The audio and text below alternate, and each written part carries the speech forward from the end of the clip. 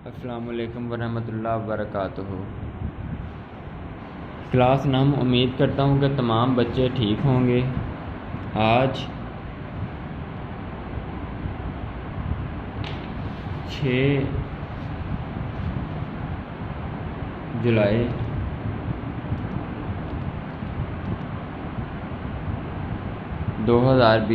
بروز سوموار۔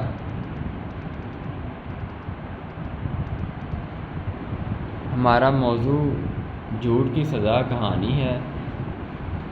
6 تاریخ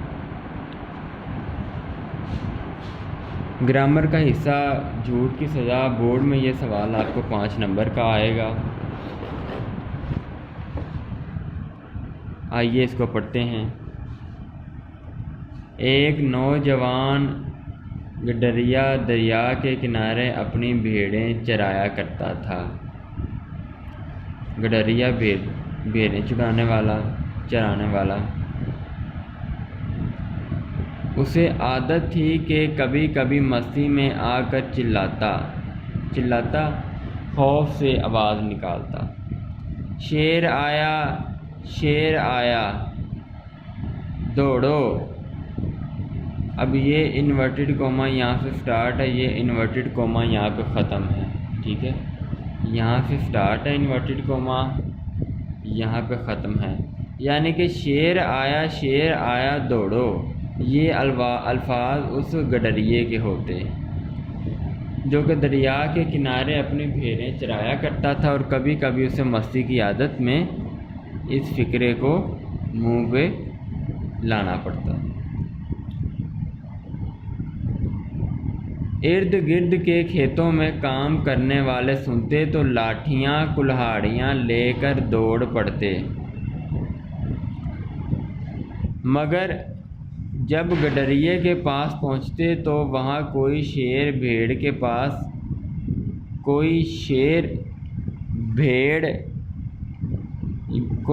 بھیڑیا نہ پا کر گڈریے سے پوچھتے، میاں کہاں ہے شیر؟ بھیڑیا بھی بھیڑوں کو کھا جاتا ہے، شیر بھی بھیڑوں کو پھاڑ دیتا ہے۔ مگر جب گاؤں والے پہنچے تو انہوں نے کہا کہ یہاں پر نہ ہی کوئی بھیڑیا ہے اور نہ ہی کوئی شیر، تو میاں بتاؤ کہاں ہے شیر؟ تم نے تو کہا تھا شیر آیا۔ رابطہ انورٹڈ کوما اور آگے سوالیہ اس چیز کو ظاہر کرتا ہے کہ وہ پوچھ رہے ہیں۔ گڈریا ہنس دیتا اور کہتا، میں نے تو صرف دل لگی کی تھی، دل لگی مزاح۔ شیر کے لیے تو میں خود ہی کافی ہوں، شیر آئے گا تو جان سلامت نہ لے جائے گا۔ ایک تو چوری اوپر سے سینہ زوری، ایک تو جھوٹ طنز، لوگوں کے آرام اور کام کو خراب کیا، اوپر سے شیخی بکھیرا۔ ایک جھوٹ بولا، اوپر سے اپنے میاں مٹھو خود بن رہا ہے کہ شیر آئے گا تو اپنی جان سلامت نہ لے جائے گا، یعنی کہ اپنے آپ کو بہادر ثابت کرنے کی کوشش کر رہا ہے۔ چند بار تو لوگ گڈریے کی پکار سن کر پہنچ جاتے رہے، مگر گڈریے کی روز کی پکار سے تنگ آ گئے۔ گڈریے نے اب اس مذاق کو معمول بنا لیا، روز مرہ یہی کہنے لگا، شیر آیا دوڑو۔ لوگ جاتے مگر وہاں پر نہ بھیڑ کو پاتے نہ شیر کو پاتے، اور بالآخر لوگ تنگ آ گئے۔ اب اس کی پکار سب جھوٹ سمجھتے اور کوئی ادھر توجہ نہ دیتا۔ جی آگے۔ خدا کا کرنا کیا ہوا کہ ایک دن سچ مچ کہیں سے شیر آ گیا۔ بھیڑوں کا غلہ دیکھا تو خوش ہو گیا، غلہ بھیڑ، بڑھ کر ایک بھیڑ کے پنجہ مارا، بھیڑ کی گردن ٹوٹ گئی، اور مر کر ڈھیر ہو گئی۔ یہ واقعہ بتایا جا رہا ہے۔ گڈریے نے شور مچایا مگر کوئی اس کی مدد کو نہ آیا۔ کیوں نہ آیا؟ روز روز کی پکار سے تنگ آ گئے تھے۔ اب سب اس کی پکار کو جھوٹ سمجھتے تھے۔ کسی نے کوئی توجہ نہ دی، پس اس کی مدد کو کوئی نہ آیا۔ گڈریا لاٹھی لہراتا ہوا آگے بڑھا تو شیر نے ایک ہی جست ویسے تو طاقت کہتے ہیں لیکن حملہ ہے، اس کی گردن بھی مڑوڑ دی۔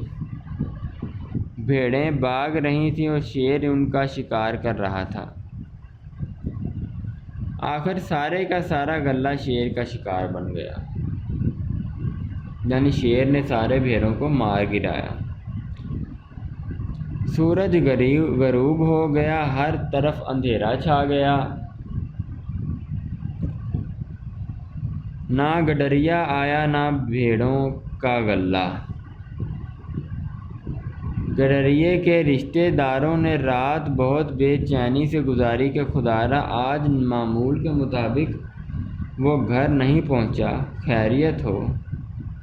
صبح ہوتے ہی ڈھونڈنے کو نکل کھڑے ہوئے۔ چراگاہ وہ جگہ جہاں بھیڑیں چرائی جاتی ہیں، سرسبز علاقہ۔ چراگاہ میں پہنچے تو مردہ بھیڑوں اور مرے ہوئے گڈریوں کے سوا علاوہ وہاں کچھ نہ تھا۔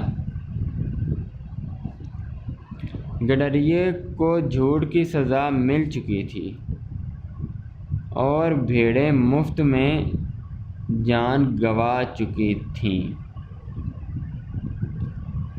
جی بیٹا کہانی آپ کے سامنے ہے۔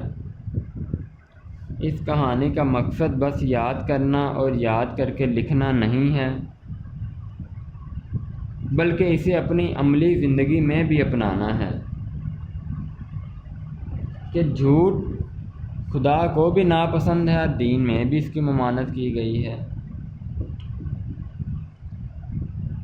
حدیث میں بھی آتا ہے کہ نبی نے اس شخص کو ناپسند فرمایا جو مزاحتاً فقط دوسروں کو ہنسانے کے لیے جھوٹ بولے۔ بس آپ طالب علم ہیں، آج کل اپریل فول بھی چلتا ہے، اس سے بھی گریز کریں۔ ہمارے دین میں کوئی اپریل فول نہیں ہے۔ جھوٹ کی سزا گڈریے نے پائی اور ایسی سزا پائی کہ اپنی جان سے گیا۔ جان سے ہاتھ دھونے کے بعد اس کی بھیڑیں بھی شیر نے مار دیں۔ بس یہ کہانی بھی ہے، نصیحت بھی ہے اور گاؤں والوں کے لیے عبرت بھی تھی۔ آپ کا گھر کا کام ہے کہ آپ نے اس کہانی کو یاد کرنا ہے۔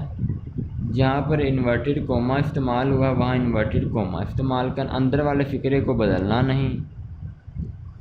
سوالیہ نشان استعمال ہوا ہے، بدلنا نہیں۔ استجابیہ استعمال ہوا ہے۔